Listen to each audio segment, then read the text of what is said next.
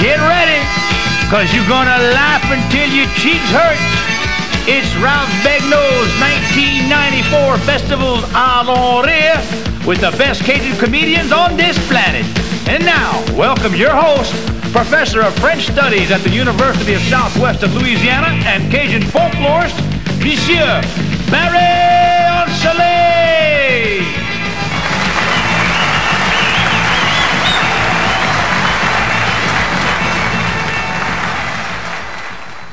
Welcome to Festivals Acadiens weekend. We're very happy to have you. Festivals Acadiens started a long time ago, about 18 years ago, as a celebration of this culture. Some of the parts of the festival started before others. A lot of people don't know that my first real love for studying this culture was the oral tradition, the stories, the jokes. I've been very interested in this for a long time. I got interested in it before Cajun music because it's a wonderful reflection of who we are and how we are. You can tell a lot about people by what makes them laugh. And that's what we're going to do tonight. We're going to find out a lot about you because we're going to hear you laugh quite a bit. This is a long overdue bit of attention to this long neglected part of Cajun culture. We celebrate the music, the food, the crafts, and lots of other things at festivals like Festivals Acadiens. But we need to celebrate this other very important part of the culture. I know it's important, and I got interested in it kind of by accident. I was reading a book, a collection of Louisiana French folk tales by a folklorist who was working back in the 60s. And she said her collection of 33 stories was small but representative of this tradition that was fast dying in our mechanized age. I knew she was wrong because my daddy had a barbershop. And I had heard 10,000 stories in that barbershop, hundreds a day. And so I became interested in taking a look at our stories. And back then, back in the 60s and 70s, this was just during the period of Americanization when just after they stopped us from speaking French in the schools, and a lot of Cajuns felt bad about themselves. And the humor back then, a lot of humor back then, was at our own expense. We were laughing at ourselves, but we were laughing at ourselves in outsiders' terms. This is not at all what tonight is about. This is a festival of inside laughter. There are no stories at the expense of Cajuns here. This is stories about Cajuns, but you'll rarely hear, did you hear the one about the Cajun who? Because this is just us. We've never been afraid of laughing at ourselves. Any culture that can't laugh at itself is sad and probably on its way out. We are not on our way out.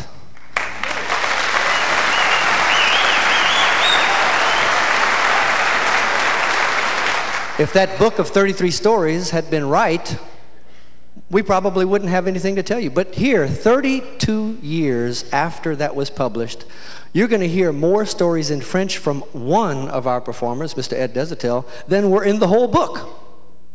32 years after they said we were dead.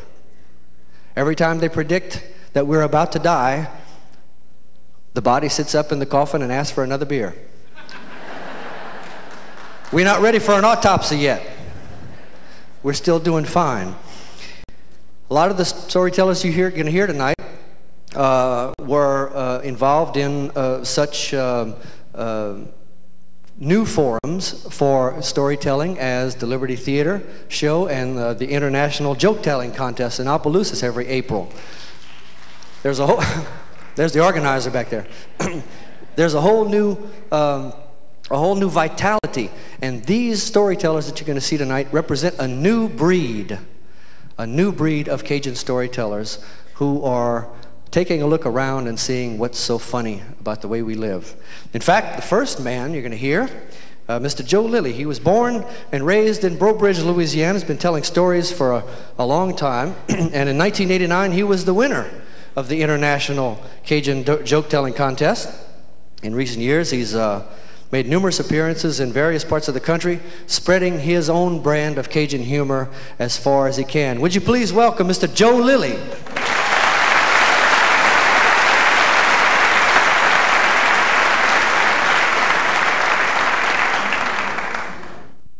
I'm supposed to inventory the audience, find out how many Boudreaux we got here tonight. We need all the Boudreaux to raise their hand. Cool, they're both here tonight. I think they knew we were going to talk about them. You know, the Boudreaux family decided they would get a little research done to figure out their genealogy. So they hired somebody to study the family, turned in the study to them, gave them a bill for $200. They read through it, they called him back, they had to give him $2,000 to keep his mouth shut. Barry told you I grew up in Brobridge. We got any Brobridge people here? All right, go Brobridge, all right. We got 3 old maids that live in Brobridge. Y'all know who they are, you people from Brobridge. 2-story house. 2-story house they lived in. They sit down in the kitchen one night, they just finished supper, and one of them says, you know, she said, it's getting kind of late. She said, I think I'll go upstairs and take a bath. So she goes on up the steps, she goes in the bathroom, starts putting water in the tub, takes her clothes off, looks back at the tub. She says, now, was I getting in the tub or coming out the tub? So the 2 downstairs are kind of listening, you know. And one of them says, I think I'm going to go up and check on her. So she takes on up the stairs, and she gets about halfway up, and she stops, and she looks around. She says, now, was I going up the stairs or coming down the stairs? Well, the third one, she hears all that commotion. She says, my, those 2. I'm sure glad I'm not like them. Knock on wood. She says, now, was that the front door or the back door?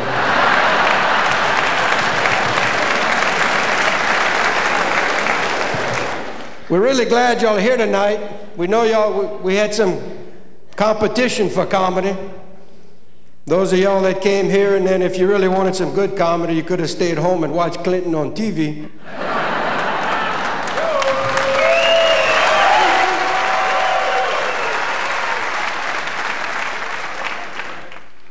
We also need to thank Clinton, because as soon as he announced he was doing that, ticket sales went up.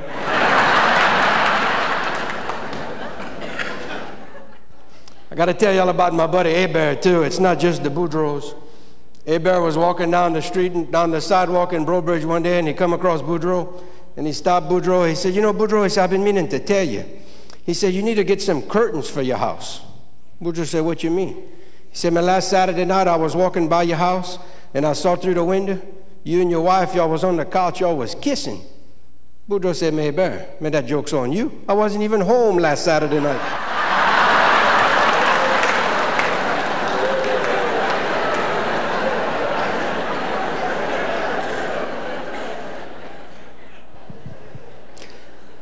Y'all remember a few years ago when the Pope came to the U.S.? Not this last time, went to Denver this last time, but the time before. Remember he appeared in New Orleans, and his next stop was San Antonio? Somebody shake their head, yeah, because that really happened that way. Okay. Any priest here tonight to confirm it? But anyway, they went to leave New Orleans for the trip to San Antonio, and they had trouble with the airplane, couldn't get it going. So they couldn't decide what to do to hurry up. They had a tight schedule to meet, so they wound up getting a limo, a white limo, of course. They got that limo to come to the airport, and they put the Pope in the limo, and they took off toward San Antonio. Well, they got on Interstate 10, about 10 miles out of New Orleans, and the Pope says, driver, pull over. He said, the driver said, what you mean? He said, pull over. The driver said, well, we got a schedule to meet. He said, pull over. They never let me do nothing. Today, I want to drive. So he pulls over, and the driver says, well, what do you want me to do? He said, just sit back and enjoy. Well, the Pope had never driven nothing like that before. So, man, he takes off, and he's going about 95 miles an hour. Well, now remember, you're on Interstate 10. You're going from New Orleans to San Antonio. Got to go through Brobridge. So here's the Breaux Bridge City Police sitting on the interstate, you know, trying to balance the budget over there.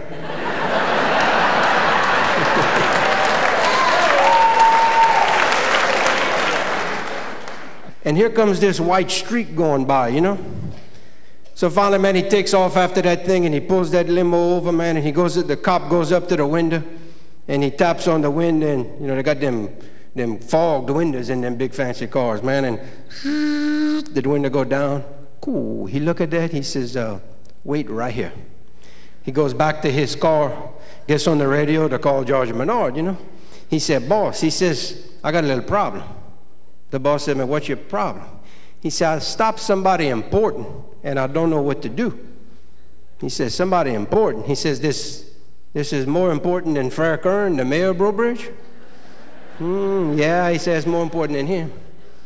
He said, he's more important than Charlie Fuselier, our sheriff for St. Martin Parish? Yeah, he says, more important than him. He said, well, is he more important than Edwin Edwards?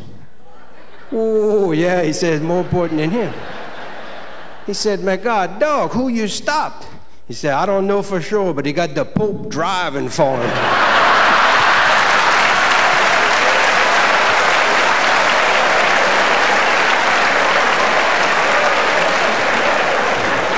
Well, y'all doing good tonight.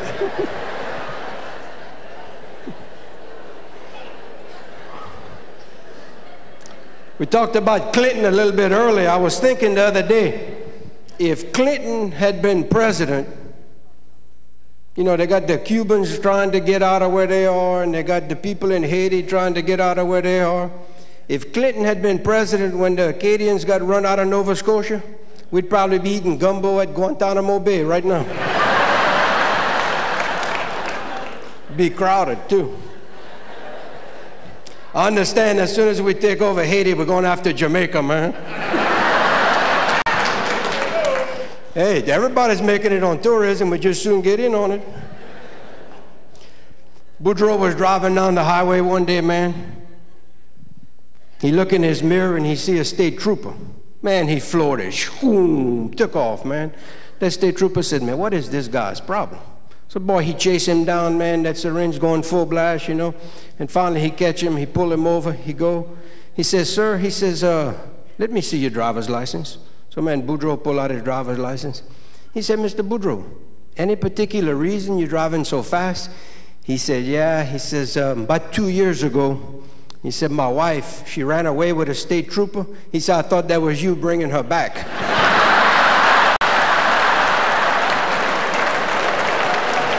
I got to tell y'all about Grandpa Boudreaux. Grandpa Boudreaux got up early one morning, man. He set out to go fishing. He goes out to the bayou and he gets in his pirogue, and as he's starting to get things organized in there, he hears this voice. It says, Mister, please help me. And he looks around and he doesn't see anything. And he continues to get things ready in the pirogue, and he hears, Mister, please help me. And he looks down and he sees this frog on the ground. And the frog says, Mister, please help me. Well, he picks up the frog and he looks at the frog. And the frog says, Mister, please kiss me. I'll turn into a beautiful princess. I'll be yours the rest of my life. He looks at it, he puts it in his pocket. He's going, Mister, please. Looks back at the frog, and frog repeats the same thing. I'll turn into a beautiful princess, be yours the rest of my life. He looks at it, he says, at my age, I can get a lot more mileage out of a talking frog.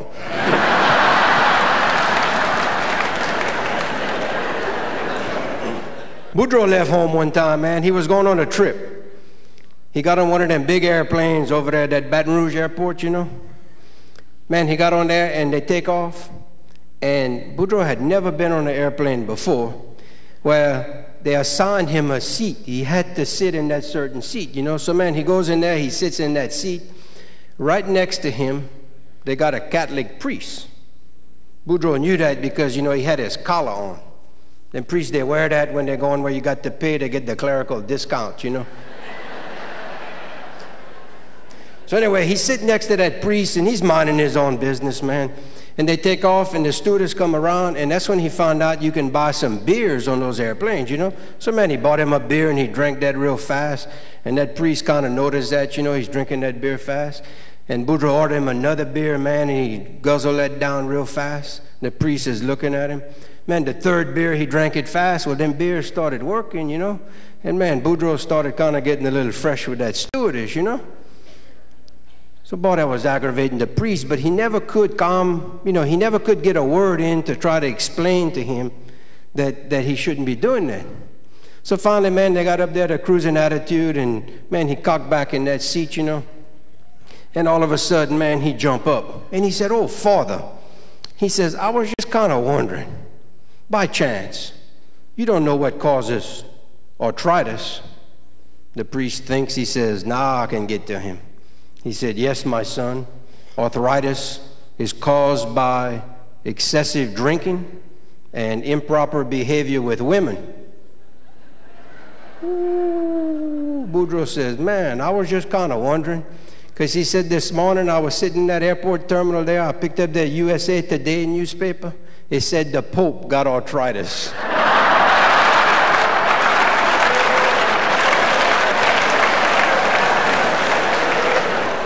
Well, folks, it's been fun.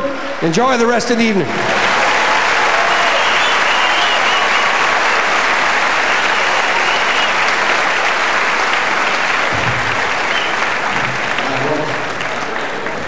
Mr. Joe Lilly, how about that?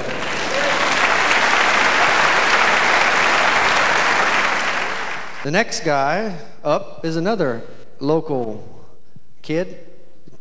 He's a native of Opelousas, but he smartened up and moved to Lafayette. No, I'm just kidding. He lives in Lafayette now. Just kidding. I like Opelousas. I got family in Opelousas, I swear to God. He now lives in Lafayette, though, and it's no surprise that he's a storyteller. He's been telling stories for 4 years and was the 1993 winner of the International Joke-Telling Contest. No surprise he learned to tell stories. He sells insurance for State Farm. So, would you please welcome Mr. Kent Gonsoulin.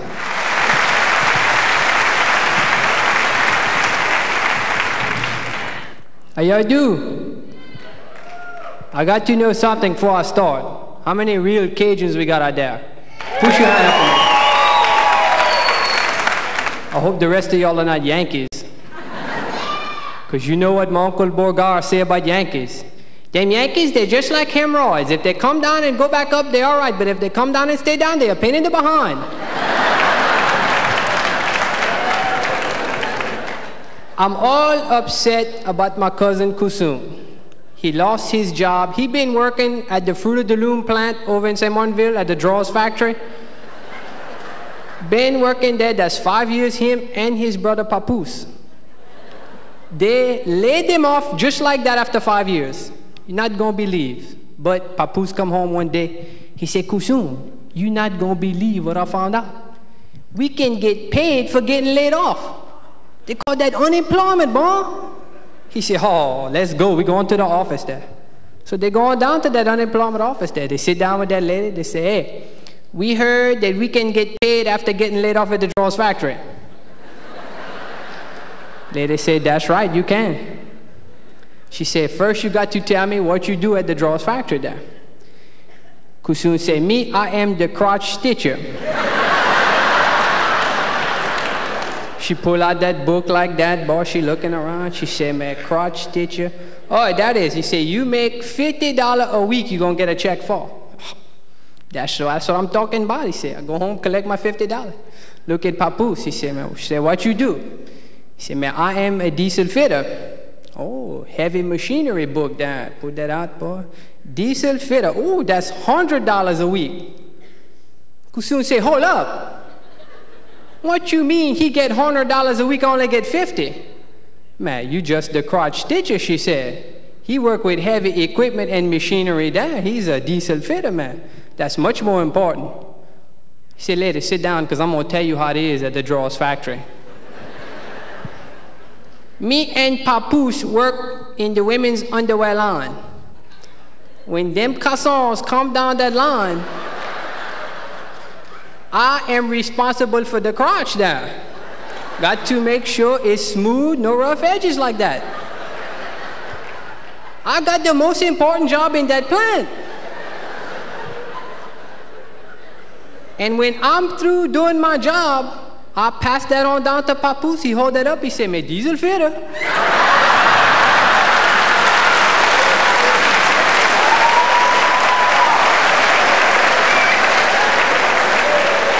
That's true. I'm telling you. But don't despair too much, because Kusun did find him a job. He got on with the sheriff department in Breaux Bridge Police Department there. Now, it wasn't all that easy, because he had to go take that entrance test him. So they sit him down. They say, "Look, we're going to ask you some questions there, and you're going to answer that. If you get them all right, we're going to make you deputy," like that. Say, "All right, boy," go down the list. They're asking him all that questions there. Finally, they get to the last one. They say, "Who shot Abraham Lincoln?" I tell you the truth, I don't know. He said, "Well, you got all the rest right." So he said, "I tell you what, go home. You come back tomorrow. When you find out the answer, you're going to get the job." He went on home, boy. His wife got in there. She said, "Kusun, you got a job, you?" He said, "No, but it's looking very good. All I did was go for the interview. They already asked me to solve a major murder case."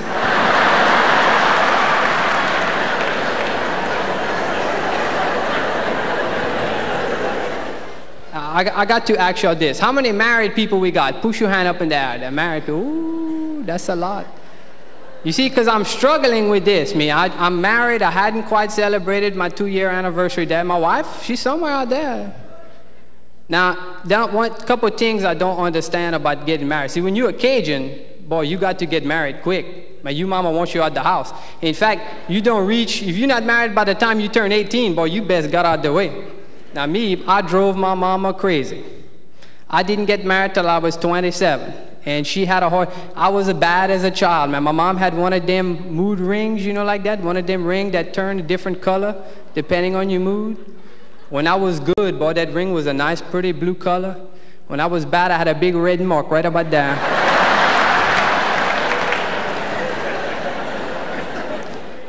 But you got to get out the house quick.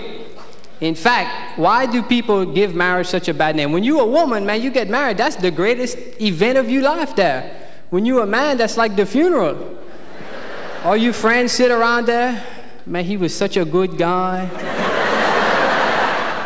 Why they do that? I can tell you just from my experience there, after I got married, man, my neighbor, oh, they all give marriage a bad name. I'm walking my dog just the other day. My neighbor come out the door like that. He said, "Boy, Kent, that's a nice dog you got." I said, "Oh, yeah, I got that for my wife." He said, "Man, you made a good trade, huh?"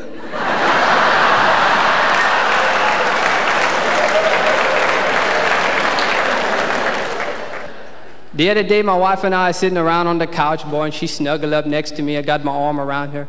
She said, "Man, honey, I love you so much." She said, "I don't know how I would live without you." She said, "When we get old, I hope I die first." I said, "Me too."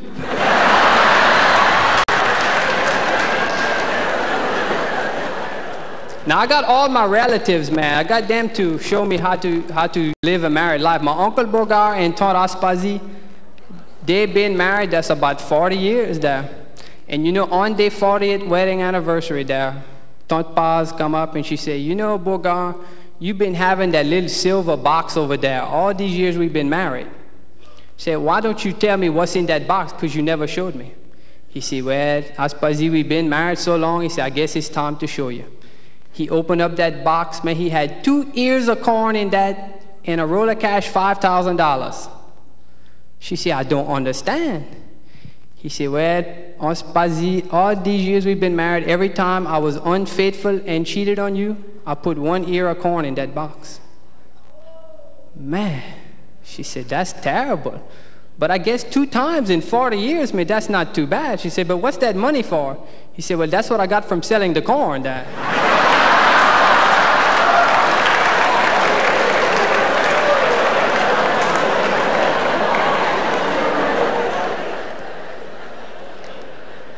You know, it's a very romantic story how they met, Aspazi and Bogar. Uncle Bogar always heard that saying all his life when he was a kid. If you want to stay married the rest of your life, don't got yourself a pretty girl for wife. Find yourself an ugly girl, and you're going to stay happy the rest of your life. He took that to heart, you see. It's when he found Aspazi.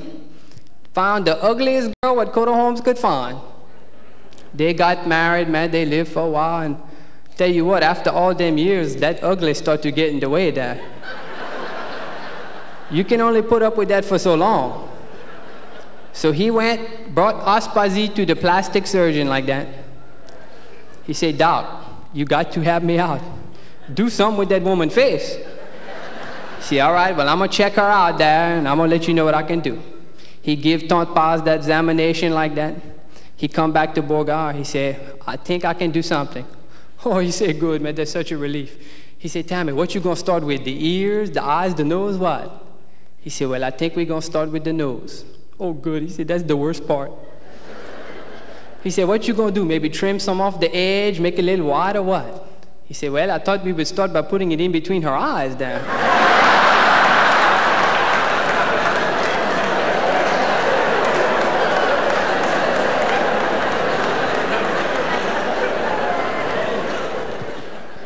Now, as I talk about Tante Aspazi, you Cajuns out there, you probably got a Tante Aspazi in your family. About 75 years old, mean like everything, and every time you talk to her, she got to tell you about her medical problems. In fact, I want to do something. I'm going to try to show y'all what she looked like, and you're probably going to recognize her.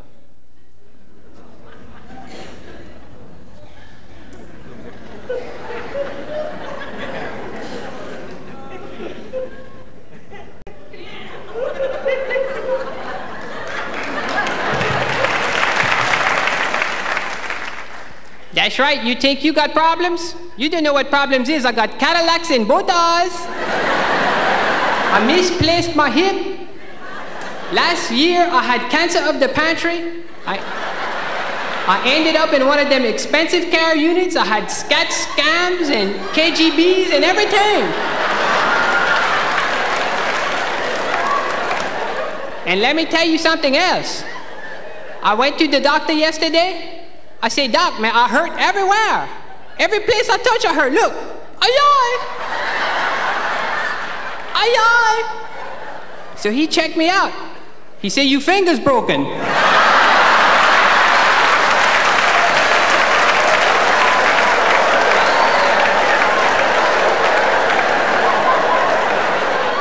And I'm going to tell you something else, too. And look, this is private, so don't share this with nobody. I've been having problems expelling gas. But look, I do it all the time, but they don't smell and you can't hear them. So I went to the doctor, I said, Doc, I'm expelling gas all the time. What am I gonna do? He said, but look, I'm expelling, but they don't smell and I can't hear them. Doc told me to take these pills and come back in 2 weeks. So I took them pills. I went back, I said, Doc, I took them pills, but I'm still expelling gas. I said, but the thing is, you still can't hear them, but they could take the paint off the wall. Man, they smell bad. He said, good. Now we got your nose cleared up, we're gonna work on your hearing. Thank y'all very much.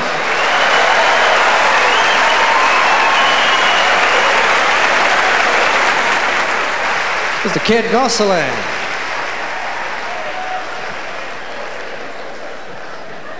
Y'all must know his family. Yeah. Now I would like to introduce the best looking of the comedians to come out tonight. The nicest smelling, the best dancer, the best dressed. But I have to introduce A.J. Smith instead. A.J. is a native of Lafayette who lost his mind and moved to Lake Charles. Instead, no, I like Lake Charles. I have family there. I swear to God. Actually, he lives in Moss Bluff, and he's chairing a civic committee in Moss Bluff to incorporate and stop the ugly spread of the little communities around. He has appeared on the Nashville Network. He's a regular at the Liberty Theater show at Eunice.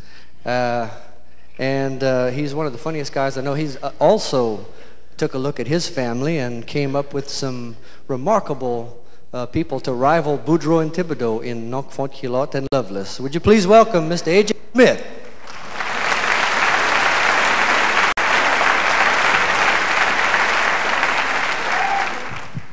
Bien bon, merci. Lafayette. Cadeau. It's good to be home, yeah. I love Lafayette. But the cops here, I know. I was in a rush coming because I had to get here from Lake Charles like that. I was speeding, the police saw that, pulled me over on the side of the road. As soon as I got on the side of the road like that, I picked up my car phone, dialed 911. I reported a robbery 2 blocks over. The cop had to go. Yeah.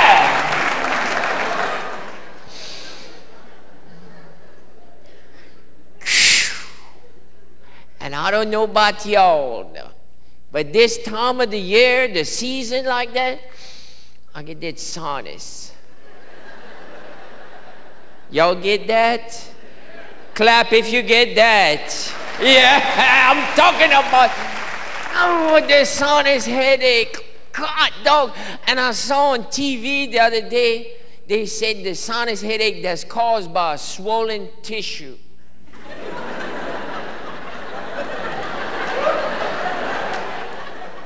I know. I got that.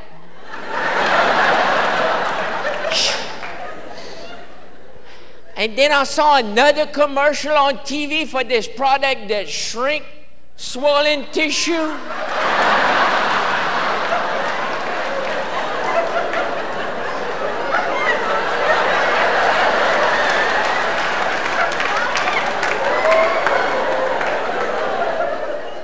I know. Are you call that separation itch? It works.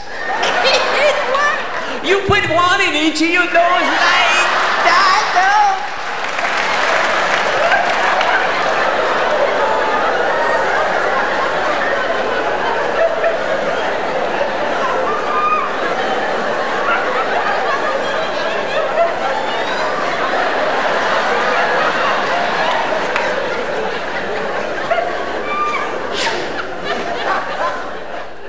I can breathe a lot better. But God, when I blow my nose, I leave skid marks down. And that's not pretty new. And I get that a lot because I travel a whole bunch. I'm what you call a Cajun migratory worker. I travel from festival to festival, picking up beer cans down. And during the off season, I hit the mobile home parks, pick up the cans behind the trailer like that, nigga. But I didn't always have this job. For a while, I was a commercial fisherman, but the game warden picked up my dynamite.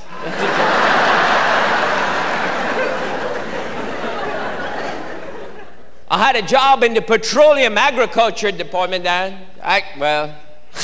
Actually, I stole drill pipe and sold it to the farmers.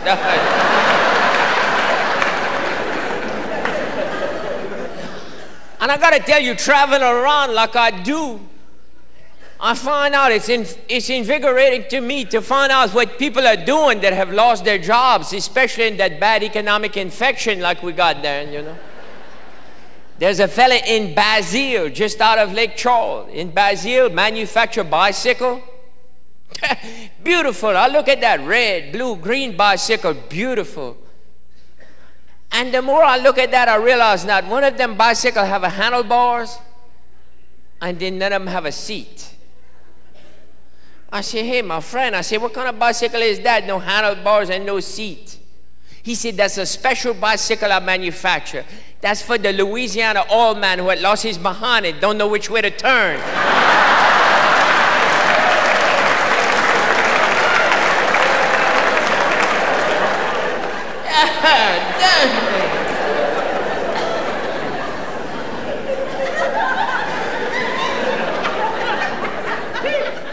You've been there, huh? They got a tandem bicycle like that. And my cousin, Loveless, now. That's my uncle, non Funky Lot's boy. Well, some of y'all know Funky Lot, huh? Because, I say bien bon.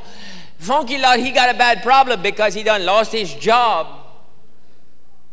Right after he lost his wife. He had a good job too. He had a good job. Every Monday morning throughout the week, the taxi cab pick him up 7 o'clock, bring him to work.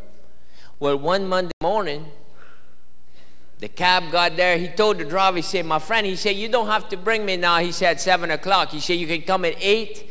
Got a big raise and promotion. Well, the driver said, no problem. He said, I'll tell you what, I'll bring your wife to work.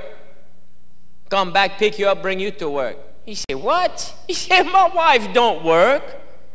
Well, he said, yeah. He said, yeah. He said, I'll bring her to work. I'll bring you to work. Come back, pick her up, bring her to work. Huh? He said, they got some humbug going on there. He said, I'll tell you what. He said, bring me at the parking lot at Kmart's. Drop me off. Come back, get my wife, bring her to work. Come get me, bring me where she works. He said, I got to see that. The driver did all that, picked him up, bring him in front one of them Oriental massage parlor now. He said, there? The driver said, yeah, right there. He said, my wife, he said, 6 months, right there. He said, go get her. I can't believe, man, the driver went inside that place there. In no time at all, this chair come out the front window.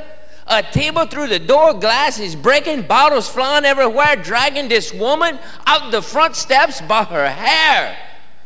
Lovelace said, that's not my wife. The driver said, I know, it's my wife. I gotta go back for yours.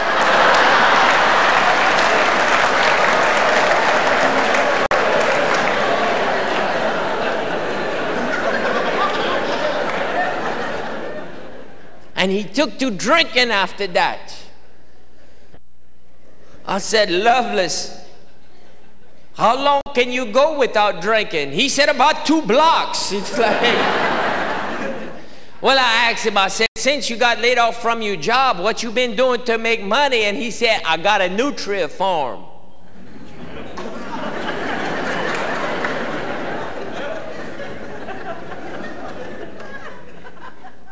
I know. I said, what good is a nutria farm? He said, you don't see all the products advertised in the newspaper they make out of nutria?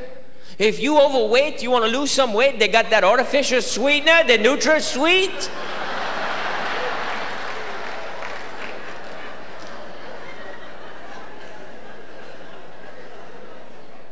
And you women got that beauty soap, that complexion soap, Neutrogena. Y'all didn't never wonder about that? I told Lovelace, I said, you got the right idea, but you're on the wrong track. If you want to make some big money with them Nutria, you got to get a government contract. Can you imagine how many Nutria-powered submarines they got up and down the Mediterranean right now?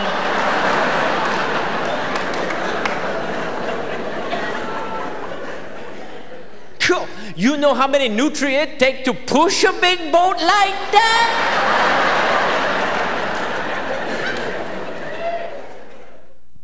I don't know how many of y'all know that in Lake Charles we got the gambling casino on the lake there. By applause, how many have been to the casino? By applause, let me hear y'all. We got a few, They're carrying it too far. Because now we got video parking meters. I parked the other day, I put a quarter in the parking meter like that, I pulled the handle, I lost my Buick.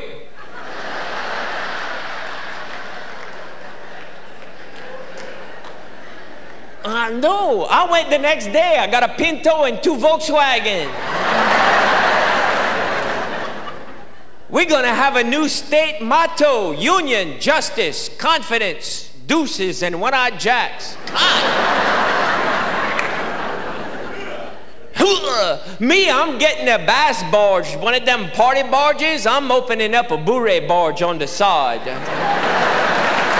Yeah! Heck yeah! Card table, 4 chairs, ice chest of beer. Yo, come on down! Come on down! Heck yeah!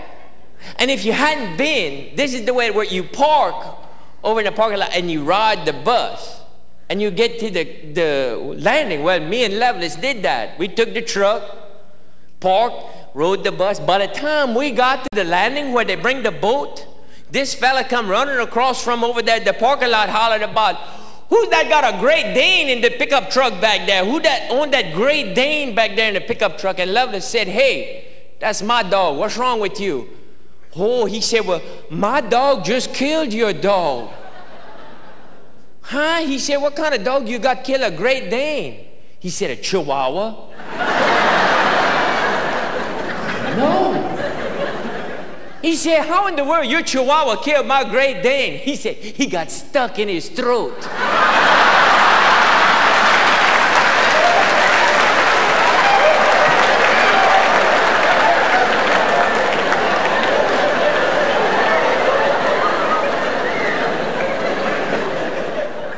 As soon as we got on board, Lovelace said, man, where's them one-armed bandit? He said, I got to play the slot machine. He said, I need them slot machine. I said, look, they're all over there. Play all you want. Me, I'm going to be at the blackjack table. That's my game, blackjack. In no time at all, Lovelace was over there with a sack full of quarters. He said, Smith, look at that, look at that. I said, what? Where'd you get that? He said, shh. He said, they got a machine what's broke over there.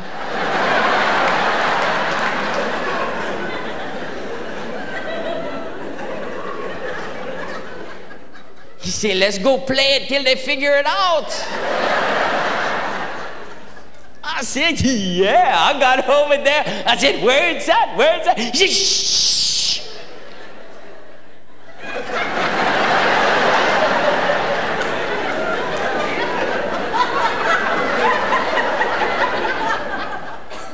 I said, that's the change machine.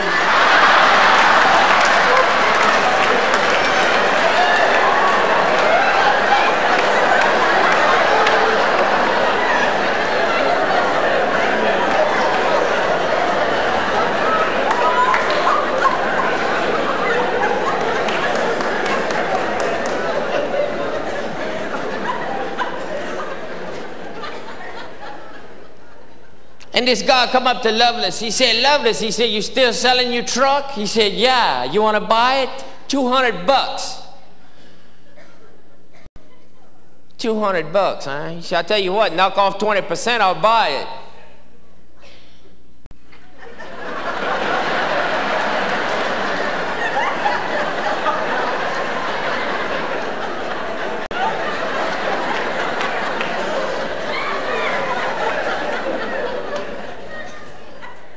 She said, wait a minute. He went to one of them waitress. He said, babe, help me out. He said, if I give you $200, less 20%, how much you take off? She said, everything but my earring and high heels.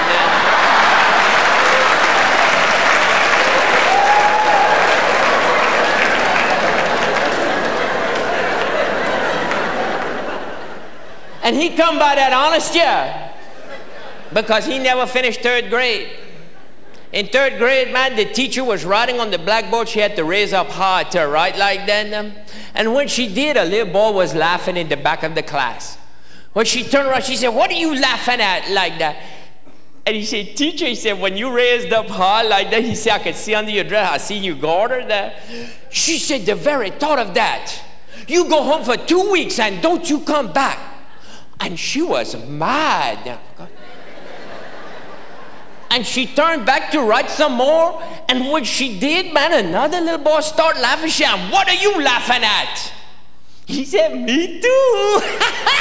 Just like him. I saw it too. She said, you go home for 3 weeks and don't you come back. And she was infuriated like that. Well, she went to write again and she was so mad she broke the chalk. Was she bent over to pick it up?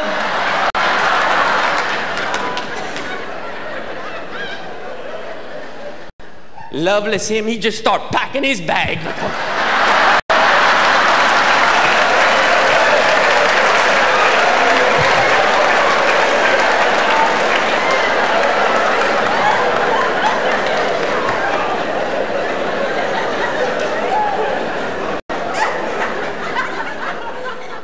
And she said, where do you think you're going?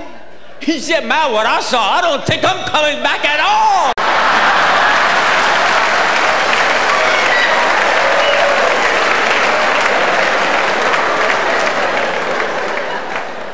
Merci bien.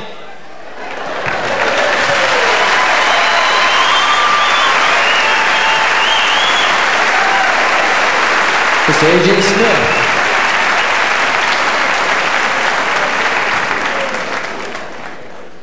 I told y'all he was crazy.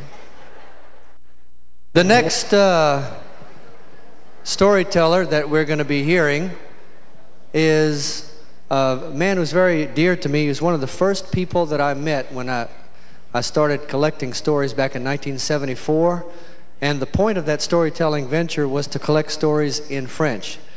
He and his brother B were among the first people that Ralph Rinsler recorded and worked with back in 1964 when the Newport Folk Festival and the Smithsonian Institution began sending people down here to help us, to remind us of the value of our culture. He's not a stand-up comic like some of the other people that you're going to hear tonight. He's a storyteller.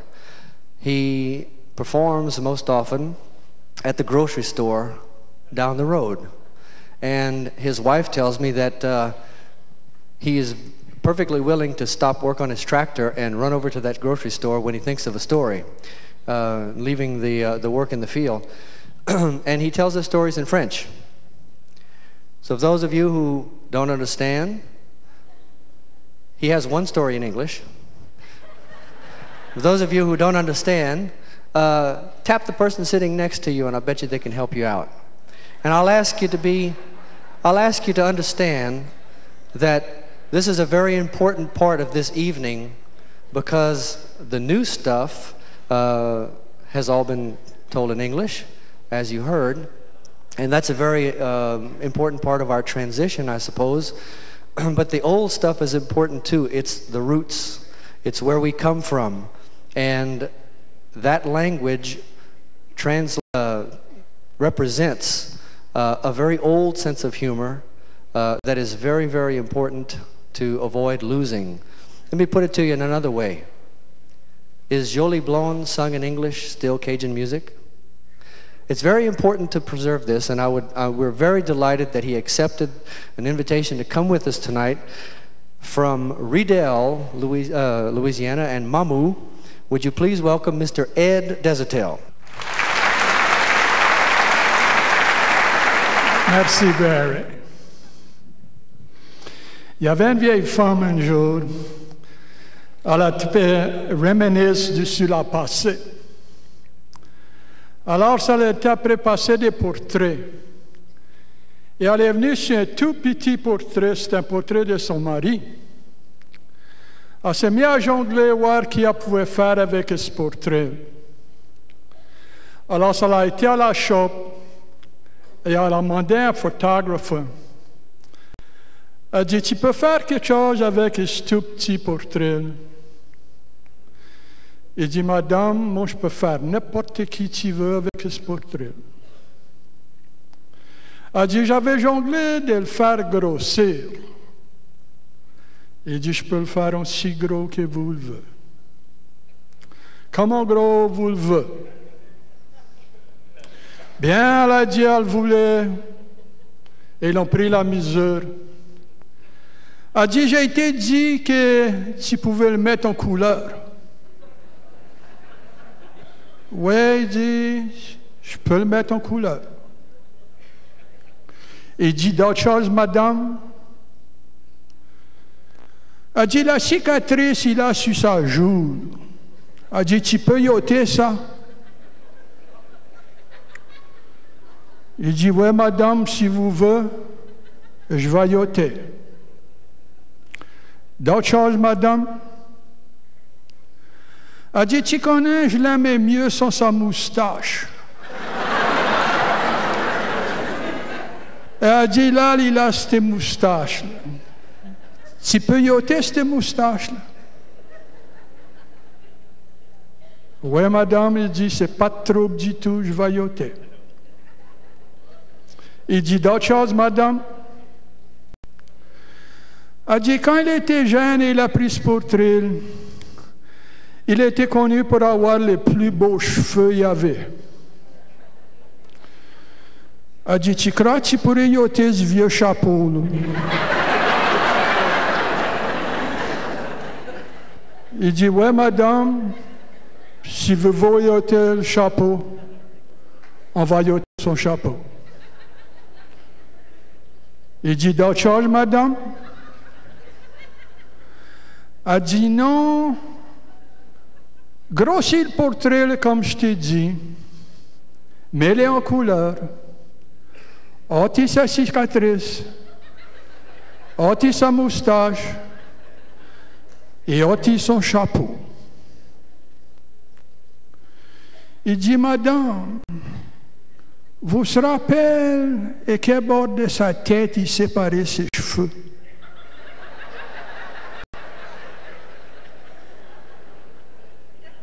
Elle dit non, je ne me rappelle pas, mais elle dit, je ne connais pas qu'on fait timidement ça. Elle dit, tu vas voir à quel bord de sa tête il sépare ses cheveux quand il va y ôter son chapeau.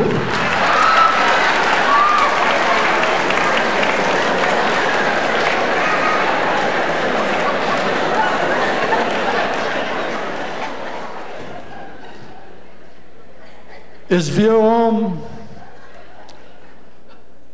il se faisait croire qu'il était malade. Et un jour, il dit à son garçon, il dit, mon garçon, Pape ne va pas être ici avec toi beaucoup longtemps.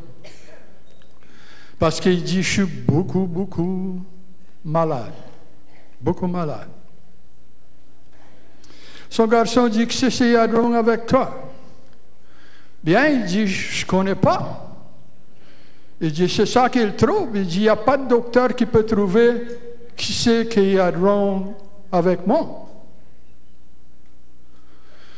Son garçon dit, écoute, pape, demain matin, il dit, je vais faire un appointement et on va aller voir mon docteur à moi. Il dit, il est jeune, il est up-to-date, il a du nouveau equipment. Et s'il y a quelque chose de wrong avec toi, je te promets que lui, il va connaître.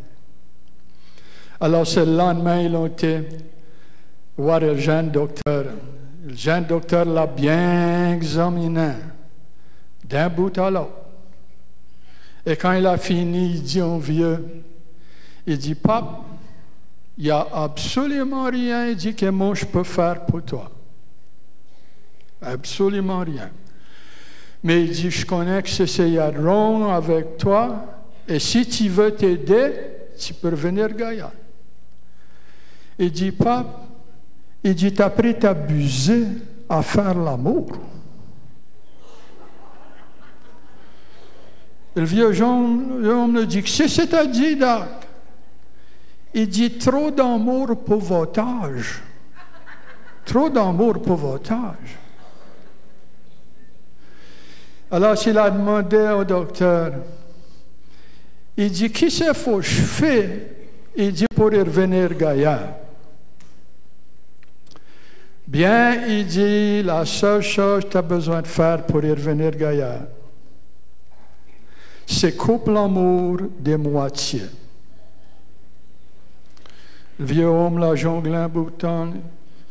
Il dit, c'est tout ça que j'ai besoin de faire, c'est couper l'amour des moitiés.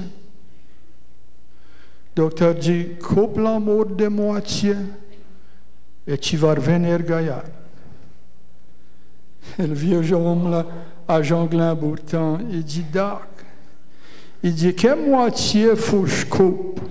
Et le jonglage ou le parlage?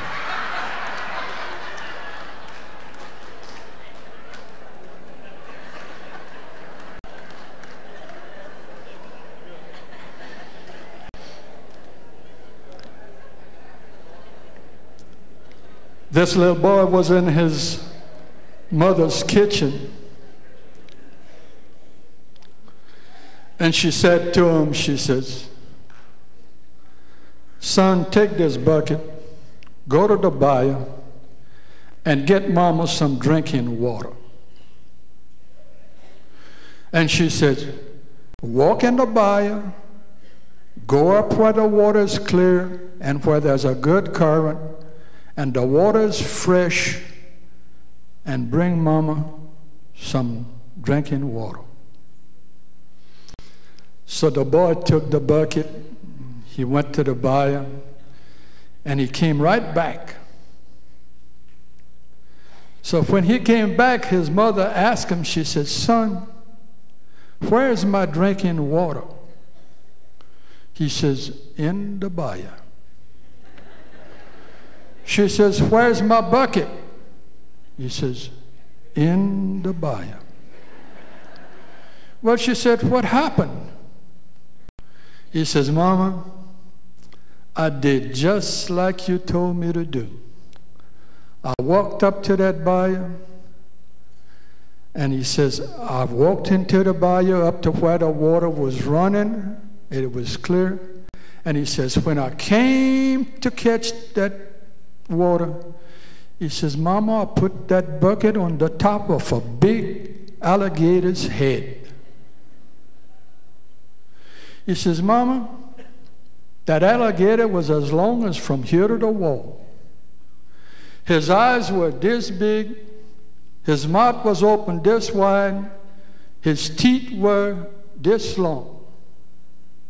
And he was as mad as he could be. She says, son, now you go back there and get my bucket and get my water and bring it back here.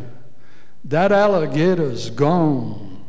You scared it more than it scared you. He says, Mama, I don't know how scared that alligator was, but I'm going to tell you something. That water ain't good to drink.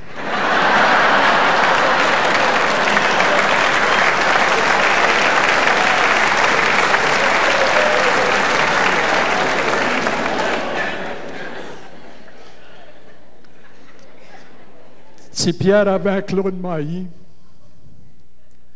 et les chaouites, après, ils mangeaient tout son maillis. Alors, il ne voyait pas assez bien pour tirer à la carabine, pour tuer les chaouites. Et c'était contre la loi de les tirer au fusil. Alors, s'il a lu dans un magazine, et il y avait un homme qui dressait des macaques à tirer à la carabine. Et ça haïssait beaucoup les chaouis. Alors, ce Pierre s'ordonnait un macaque. Et le macaque a été délivré avec cette petite carabine. Et le bogue a demandé à Pierre, il dit, t'es un chien à chaoui? Oh oui, il dit, j'en ai un. Il dit, il est bon? Oui, il dit, il est bon des fois et des fois il n'est pas trop bon. Mais il dit, je tue des chaouis avec, des fois. Ben, mais le bouc dit, je te garantis ce macaque, là, je te le garantis. Et quand le macaque a été délivré, si Pierre ne pouvait pas espérer pour aller avec son macaque et son chien au chaoui. Alors c'est le matin, il est parti avec le macaque par la main, s'en allait comme ça. Et quand ça arrivait au clos de maillis, au bord du bois, il a lâché le chien. Et le chien a été un arbre. Et quand il est arrivé, si Pierre a attrapé la carabine, il l'a donné au macaque. Le macaque a monté dans l'arbre. Tout à l'heure, il a tendu la carabine. Et le chaoui a tombé. Ça repartit, il a été un autre arbre. Et quand il est arrivé, il a donné la carabine au macaque. Le macaque a monté. Il a resté un bout de temps. Il a tiré le chaoui. Le chaoui a tombé. Ils ont fait ça 2 ou 3 fois. Et c'est venu à un mauvais arbre. Un arbre qui avait des piquants, on appelle ça des garoffiers. Et le macaque ne voulait pas monter. Alors, ce Pierre l'a encouragé jusqu'à telle heure et le macaque l'a monté. Et puis, c'est tout graffiant, il s'est planté des piquants. Il a été en haut et il a resté. Jusqu'à telle heure, il a descendu. Quand il a descendu, saignant, il était tout graffiant comme ça.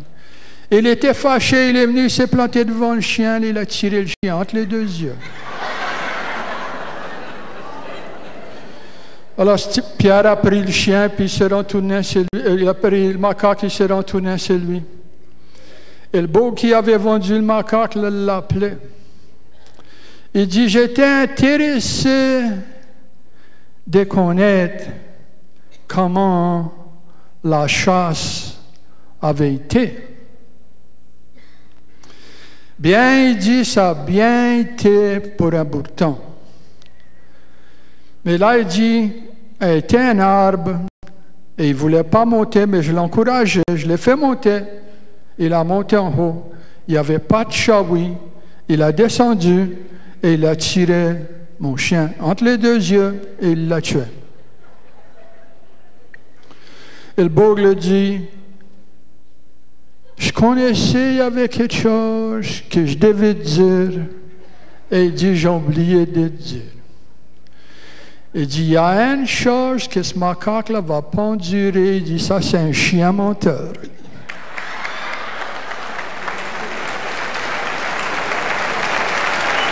Ed Visitor. Merci. Merci beaucoup. Merci ça. Thank you. It was good. Our next folks, because this is a multi-person act, is from Carencro, Louisiana. And they stayed there. I got relatives there too. They've performed for conventions and banquets and meetings and festivals throughout the South, and they've also started to do something kind of interesting. They've been opening for music concerts around. They opened for Eddie Raven and also the Fabulous Boogie Kings, and most recently for Aaron Neville on his tour through South Louisiana. Would you please welcome the current reigning champions of the International Cajun Joke-Telling Contest, the Conk Brothers.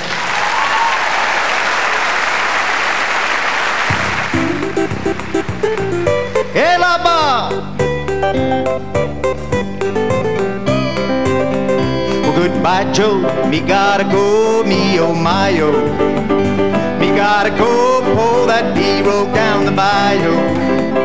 My Yvonne, sweetest one, me oh my oh. Son of a gun, gonna have big fun on the bayou. Oh, jumble high in a crawfish pie and a feely gumbo. 'Cause tonight I'm gonna see my... Hello, is the manager in? Hello, is the manager in? Hold up, whoa, wait, man. Is the manager in? Hey, wait a minute. Hey, what's going on? What do you think you're doing? I have a load of pepper here. What? 1 load of pepper, Municipal Auditorium, Lafayette, Louisiana. Where I gotta bring that? Well, you have the right place. I don't know, some red pepper, some black pepper? No, some toilet pepper.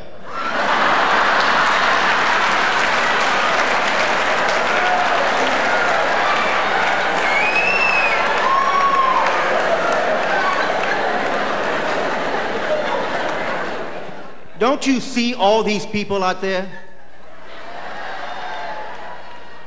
They're all here for the Cajun Comedy Festival. Y'all in the festival business?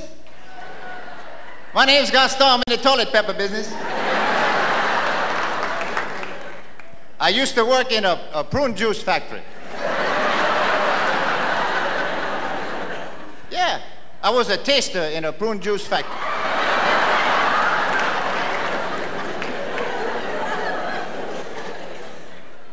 I quit that.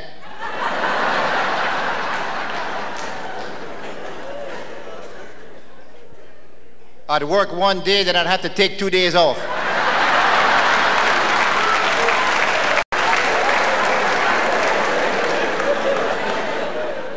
Just can't make no money like that. You have no idea how embarrassing this is. We're sharing the stage with some of the finest Cajun comedians in the world. We got Ralph Begnaud coming up behind us. Ralph Begnaud? Huh? Ralph Begnaud's here? Yeah. That's my buddy, Ralph Begnaud. Ralph lives in Maurice, Louisiana. Yeah. That's my good friend. In fact, Ralph, I'm gonna tell you how good of friends we are. Ralph told me, he said, Gaston, anytime you're anywhere near Maurice, Louisiana, I don't care what time it is, day or night, you come see me, come visit me. 2 weeks ago, about 2 o'clock in the morning, I left the city bar.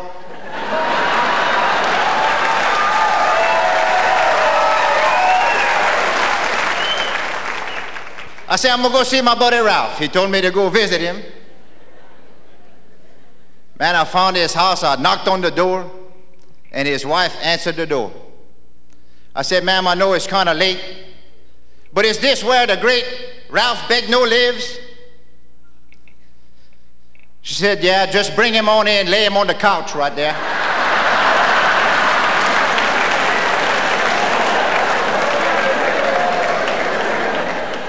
Y'all got a show to do or something? Yeah. It's good to be back in Lafayette, Louisiana.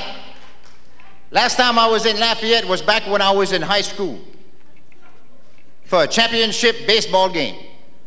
Karen Crow High School was to play Lafayette High School. Can you imagine that? A little town like Karen Crow? For those of y'all that don't know, Karen Crow is a little Cajun town about 2 miles north of here. It's not a big town. Our phone book, we got 1 yellow page.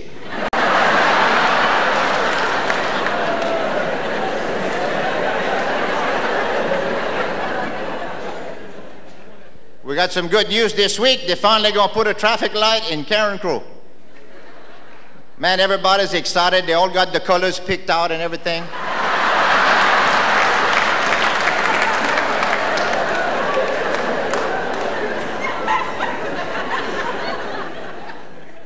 Last week, we had to close the library for half a day. Somebody checked the book out.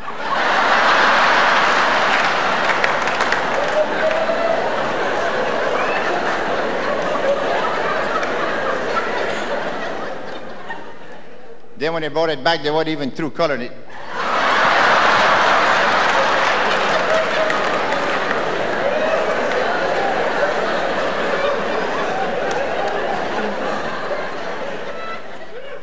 Our coach back then was Coach Roy Vizet. Coach Vizet was a good man. He had one bad habit. He hated empires.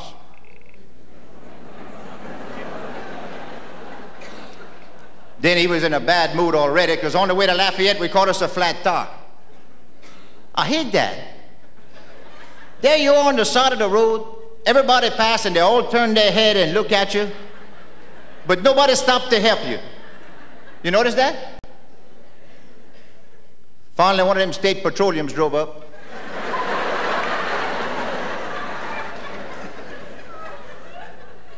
He rolled down his window and he stuck his head out. He said, hey, y'all got a flat tire there? Of course, he said, no, we was just riding around. Them other three swole up on us.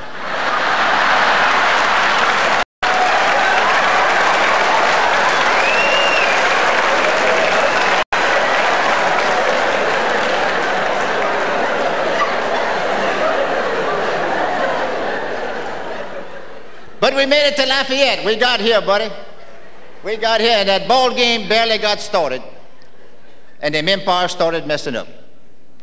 I want y'all to understand one thing. You see, Lafayette didn't want no empires from Karen Crow. And Karen Crow didn't want no empires from Lafayette. So they brought in some empires from Alexandria. That was all right except for one thing. They didn't understand Cajun French. that ball game barely got started, and that home plate umpire started messing up. Coach Vizay come running out the dugout. He went straight to that home plate umpire, looked at him right between the eyes. He said, "Eh, mon demi-crapaud, toi, là. Qu'on avec toi, t'es fou?" And he started to walk back towards the dugout. That umpire started following him. He said, "Coach Vizay, what did you call me?" Coach Vizay kept on walking. He said, "Coach Vizay, what did you call me?" Coach Vizay said, "You didn't understand that?" He said, "Now you know I don't understand Cajun French. Now what did you call me?" Coach Vizay said, "Go ahead and guess. You've been guessing at all the balls and strikes anyhow."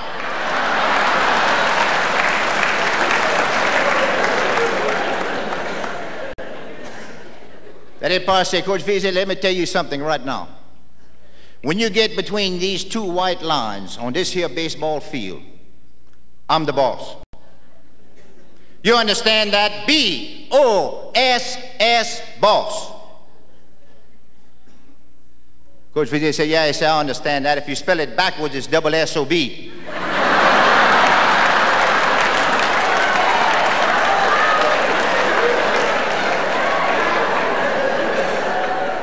That umpire said, "Coach Vizay, don't get smart with me." He said, "I'll bite your head off." Coach Vizay said, "You don't want to do that either. If you bite my head off, you got more brains in your stomach than you got in your head."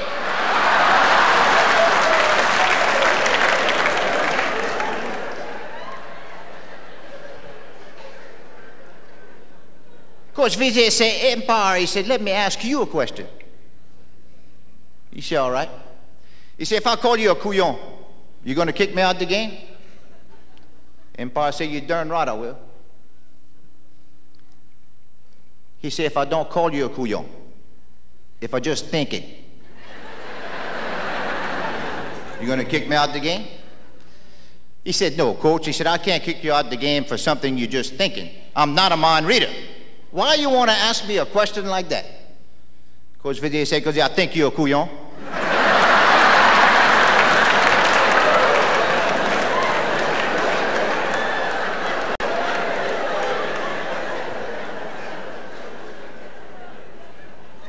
Don't let me interrupt your show or anything. This has gone on long enough, okay? We got a show to do. Go deliver your pepper or whatever it is you came here to do. And we're gonna move on with this, okay? Lance, let's try to do this from the top. I apologize.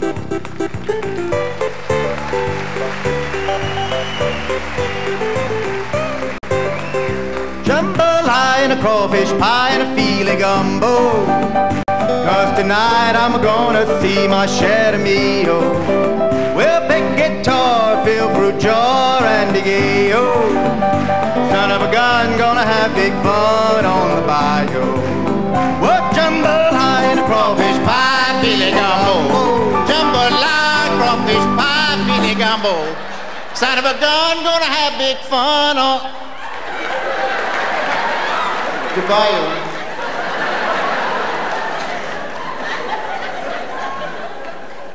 Now you're really making a fool out of yourself. You really are. What do you think you're doing? I always wanted to be a moving star.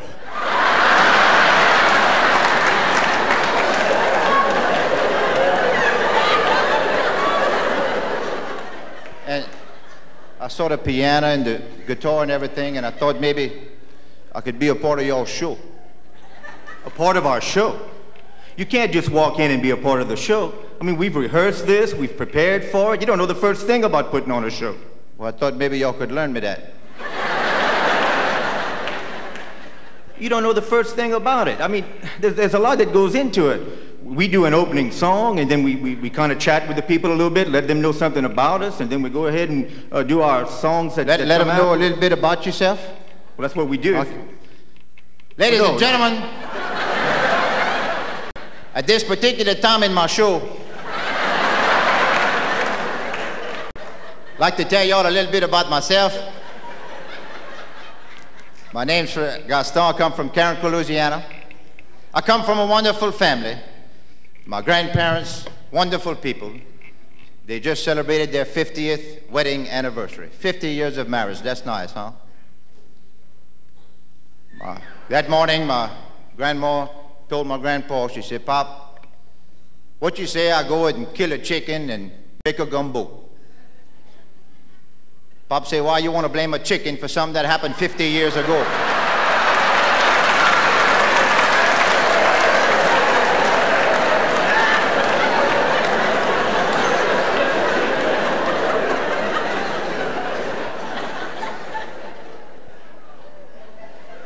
When the celebration was over that night, Grandma turned to Grandpa. She said, Pop, I'm proud of you. He said, eh? She said, Pop, I'm proud of you. He said, eh? She said, I'm proud of you. Oh, he said, I'm proud of you too.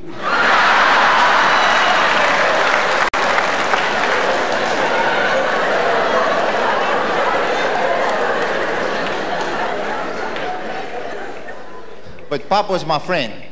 I could always go to Pop for some advice. I'll never forget one time back in high school, I got my report card. I had 4 F and 1 D. I went to Pop. I said, Pop, look at that. Ooh, he said, Gaston, 4 F and 1 D. I said, yeah, Pop. I said, what you think I'm doing wrong? Well, he said, it looks to me like you're spending too much time on one subject.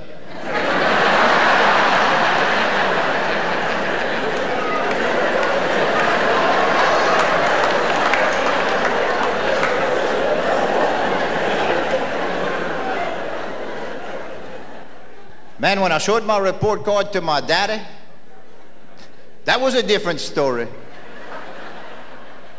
He got mad, man.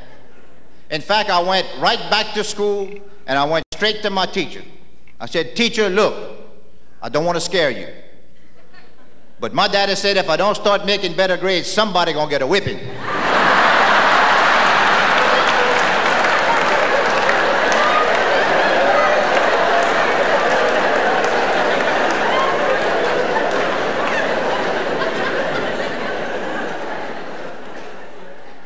Then there's my mama. Not much I can say about my mama. You see, when I was young, she never would breastfeed me.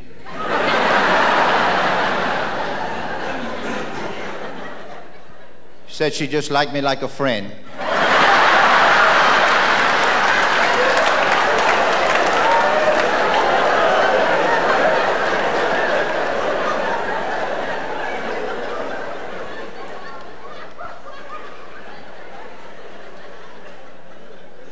I'd like to tell you all about my Uncle June. Very good man, goes to church in Carencro. In fact, every December, every Sunday in December, he leads the Christmas choir. And he invited me and my wife to go listen to him. And I went over there and got in the church, and man, there was Uncle June leading that choir. Leon, Leon.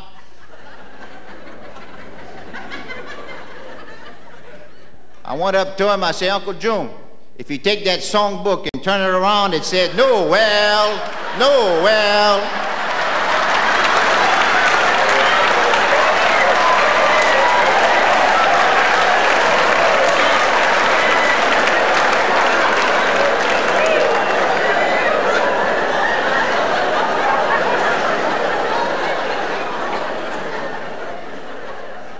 Then there's my Aunt Marie. Wait, hold on, hey, hold on.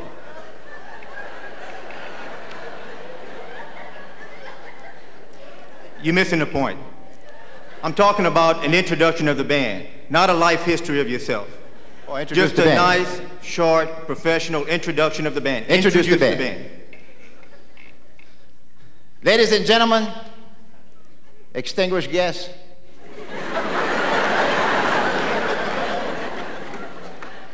I'd like to thank y'all for letting us come up here and expose ourselves in front of y'all.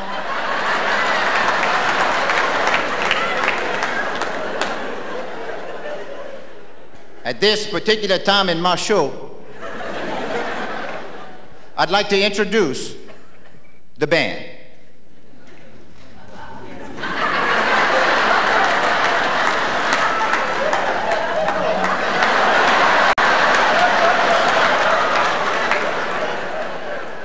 Okay, we got that out of the way.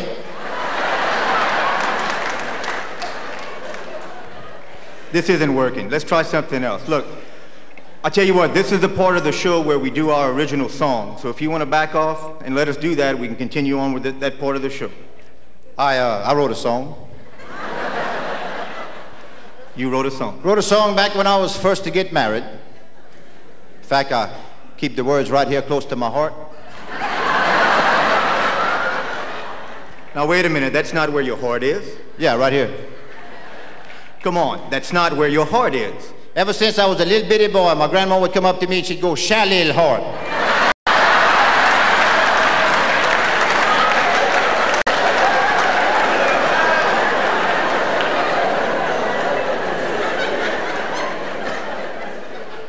How you gonna do a song with us? I mean, we got keyboard, we got guitar, we play instruments. I play the instrument too.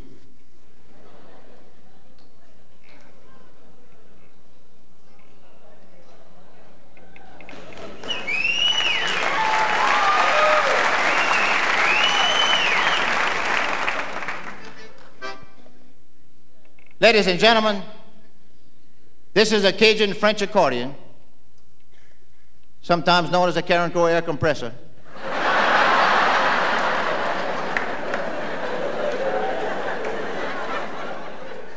I'd like to play for y'all right now one of the most famous Cajun songs of all time. In fact, most Cajuns refer to this song as the Cajun national anthem. Ladies and gentlemen, Jolie Blanc.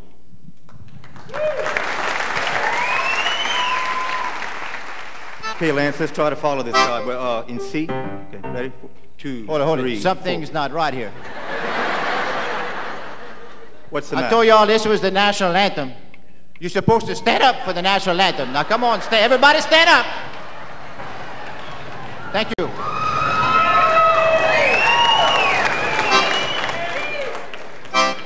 Okay, here we go. On 4. Ready? Something's 2, still 3. not right.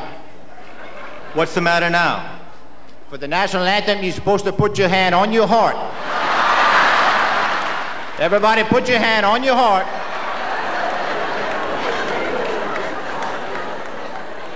Don Terrio, look at me.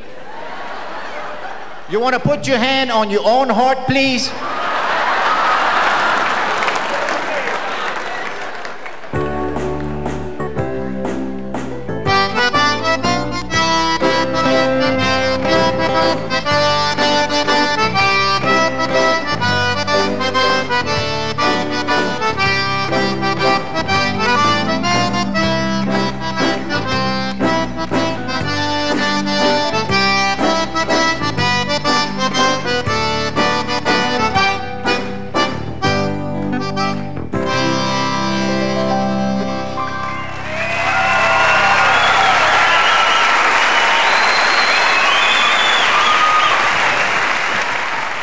Ladies and gentlemen, I want to thank you all for that nice round of applause. Kind of make me feel like the baby that just wet its diaper. Might not show on the outside, but it sure gave me a nice warm feeling on the inside. Thank you. For the Koch brothers.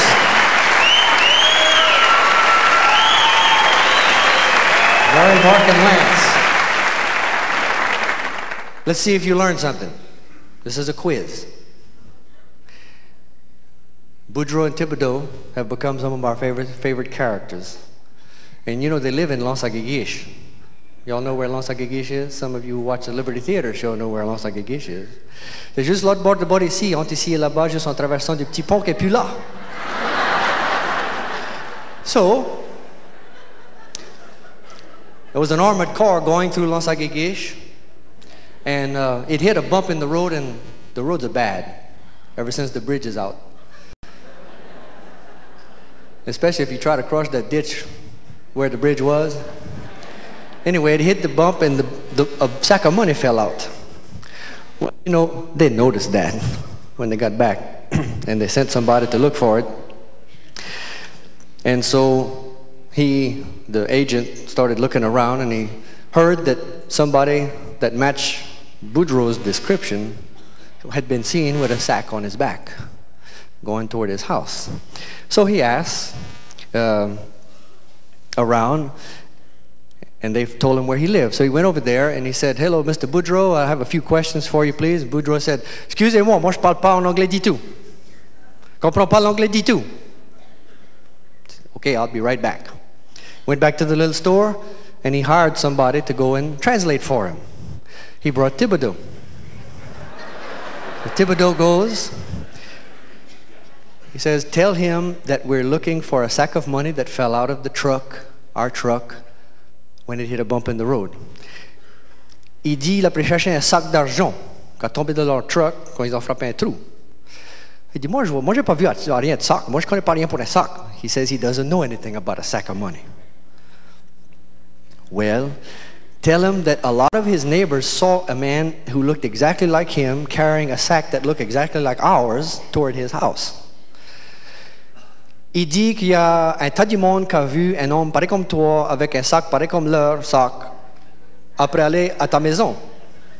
Il dit, je te dis, je connais pas rien pour un sac. Dis que je connais pas rien pour un sac. J'ai pas de sac d'argent. He says he doesn't have a sack. He doesn't know anything about a sack. Well, I don't know what to do. Thibodeau said, you want to tell him? You want him to tell if he knows about the sack? He said, yeah. He said, well, I can help you. He said, all right. You got a gun? Yeah. Well, he said, you hold that gun to his head, and I'm going to tell him that you're going to shoot him if he doesn't tell you where that sack is. So he said, well, that might work. So he pulled the gun out, put it to his head. Il dit, il va tirer. Si tu dis pas, il le sac.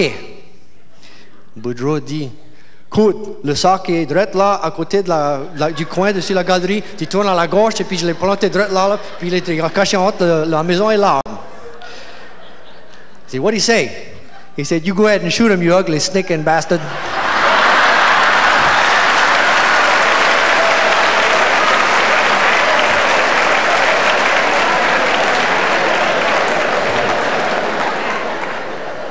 Just got to pay attention. And now I would like to introduce to you the wise guy who got the idea to do all of this. Started last year on his own and had the brilliant idea of opening it up to some of our area's finest storytellers and comedians. And we're so delighted he did, and we're so delighted that he brought the oral tradition into Festivals Acadiens celebration. He's a former winner of the International Joke-Telling Contest in Opelousas. He's a runner-up on Showtime's Funniest Man USA contest. Just back from a stay in Branson, Missouri. Would you please welcome the man in the red tennis shoes, Mr. Ralph Begnaud.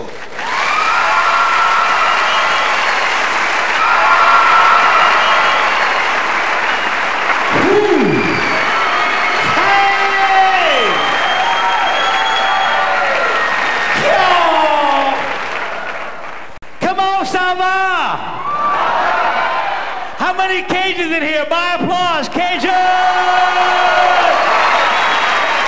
Wow! Kee-Yaw!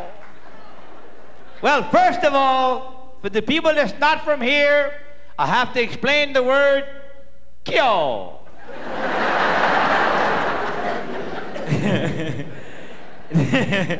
How you explain that? Get. Kee-Yaw!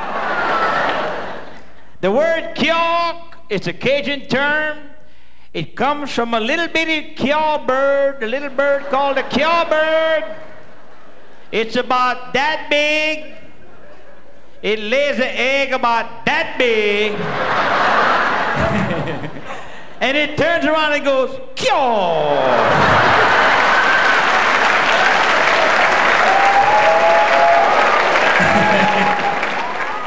And if you look up the word Kee-Yaw in the dictionary, it says, I am amazed. So from now on, whenever you hear the word Kee-Yaw, it means I am amazed. So maybe tomorrow morning, after you and Mama have a good night tonight, one of y'all gonna roll over to the other one and go, Kee-Yaw. Kee-Yaw. That's what I had to tell the people in Branson, Missouri. They had no idea what Kee-Yaw meant. What's going on? Now, Kutwo, we got the lottery here in Louisiana. How many lottery winners do we have here? By applause, lottery winners. Kee-Yaw.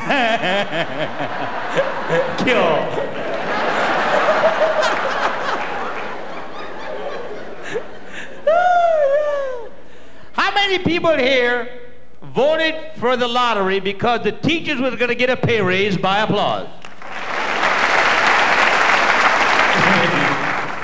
How many teachers do I have in the audience tonight? By applause. Did y'all get a raise? Kee-Yaw. Louisiana politics, go figure. Ain't no way. The only thing that I seen that the lottery gave us was I work by myself, Kee-Yaw.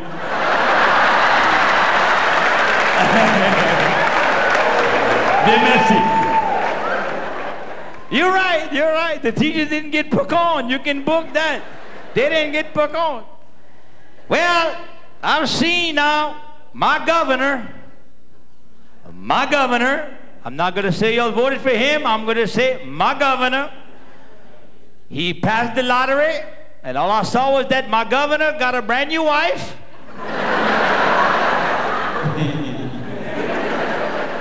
My governor is 66 years old, and his new wife is 29 years old.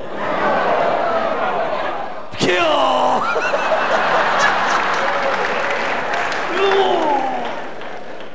Her and a cold glass of water could kill him.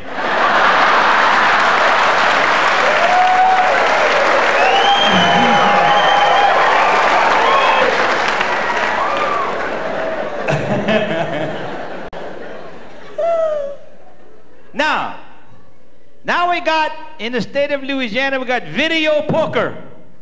Video poker. Before it came to Louisiana, it was in Biloxi.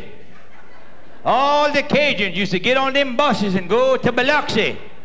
Anybody from Biloxi, Mississippi? Bay St. Louis. Are you from Bay St. Louis? What you doing here? All the money's over there, Kee-Yaw. Leave our tax money alone, okay? Just...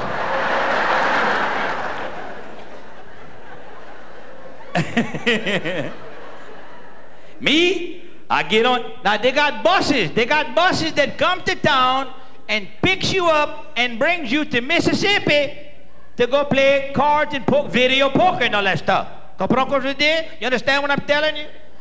I get on the bus. I go over there. Now I'm playing the video poker machine, and I'm standing next to this man who was obviously from Mississippi, because he talked like that.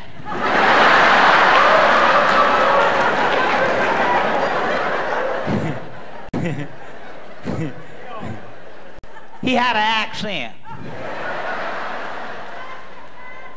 He said, "How you play this machine, boy?"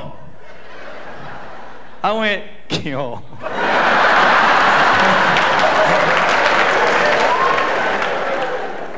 I said, "Nick, T-boy, you put in your dollar bill, it gives you 5 cards, it shows you, and that's it, that you can win." Boom.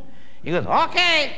He took out his dollar bill, he put it in, it gives him his first 5 cards. Clack, clack, clack, clack, clack, clack. You know how they make that noise? He got the king, queen, jack, 10 of hearts, and an off card. All he needs is the ace, and he gets a raw flush. That's an instant $500. He flips draw, clack, it turned around. He caught the ace. He looks at me and he goes, "Hey, was that an ace or a 1? I said, "It's a 1, Kee-Yaw. Get away from the machine."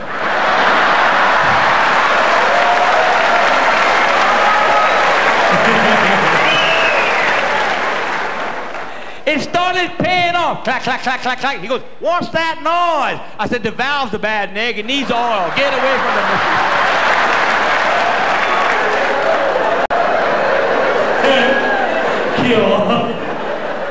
Sometimes you just gotta take advantage of people like that, man. That's how Cajuns are, man. They had a casino that was closing down in Biloxi one night. They was locking the doors. Clack, clack, clack. Little Cajun woman walked up there and she's knocking on the door. Pop, pop, pop, pop, pop, pop, pop, pop. The two managers, they look out the door. She goes, hey!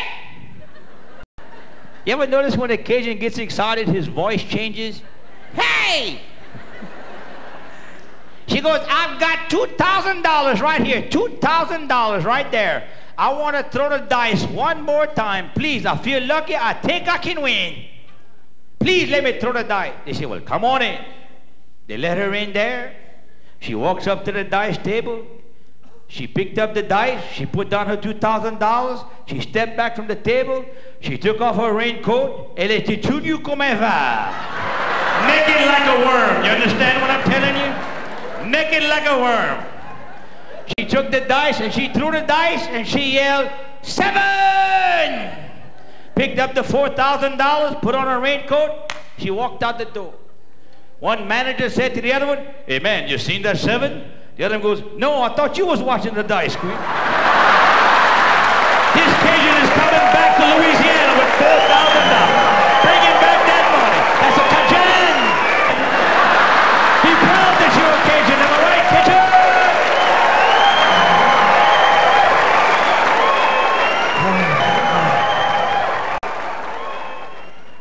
Now, women, back me up on this, or not. Cajun men, the most hard-headed things you've ever seen.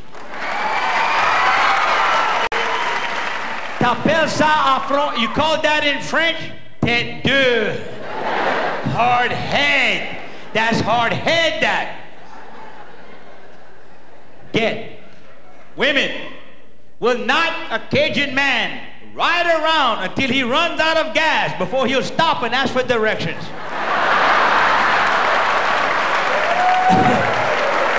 I know what I'm doing. Shut up, you. I know I'm at.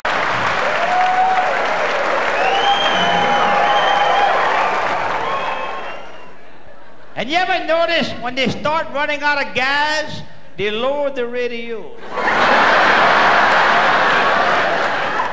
Striking some nerves in here, huh?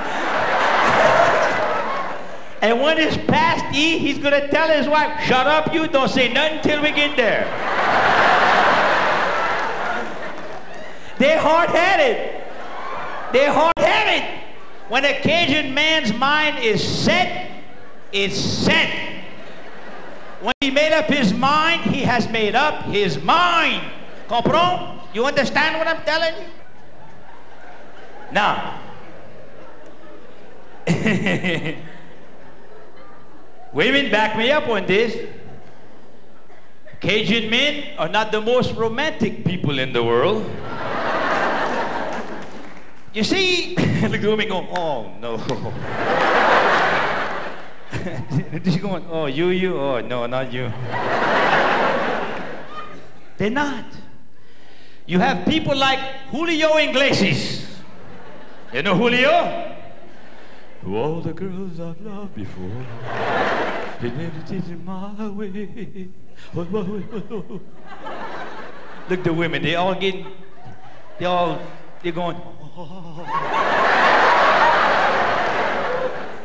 Now, a black man will walk up to his woman and he will sing to her. He will walk up to her and he'll say, why don't you tell me where it hurts now, baby? And I'll do my best to make it better.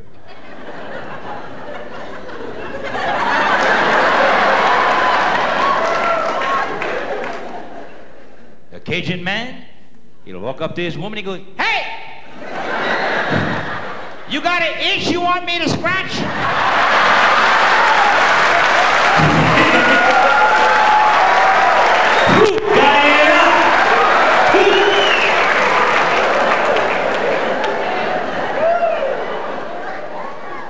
It's the truth.